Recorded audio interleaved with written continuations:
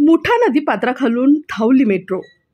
शिवाजीनगर न्यायालय ते स्वारगेटच्या दरम्यान 3.64 किलोमीटर अंतरावर भुयारी मेट्रोची चाचणी सोमवारी यशस्वी झाली।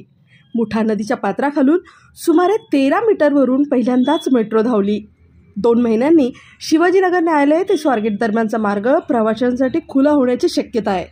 वनाज, रामवाडी आणि पिंपरी चिंचवड स्वारगेट या दोन्ही मेट्रो मार्गाचं काम 98% पूर्ण झालं असून उर्वरित मार्गाची कामं वेगात सुरू आहेत।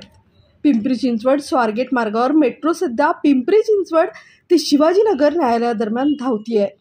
या मार्गावर शिवाजीनगर न्यायालय ते स्वारगेट दरम्यान भूमिगत मेट्रोची चाचणी पहिल्यांदाच पार पडली। ही चाचणी सकाळी 10:58 सुरू झाली। बुधवार पेठ स्थानक आणि मंडई स्थानक पार करून मेट्रो 11:59 स्वारगेट भूमिगत स्थानकात पोहोचली। या चाचणीसाठी सुमारे 1 तास लागला। या चाचणी दरम्यान मेट्रोचा वेग ताशी 7.5 किलोमीटर एवढा होता।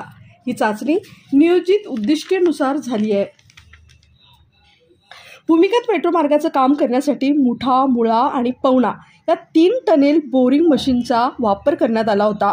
मेट्रो प्रकल्पातील भुयारी मार्गाचं काम 28 सप्टेंबर 2020 सुरू करण्यात आलं आणि प्रत्येकी 6 किलोमीटर अंतराच्या 2 भुयारी मेट्रोचं खोदकाम 4 जून 2022 रोजी पूर्ण झालं।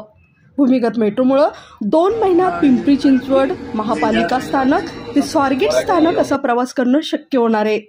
पिंपरी चिंचवड येथील नागरिकांना पुणे शहराच्या मध्यवस्तीत जाणं यामुळे शक्य होईल।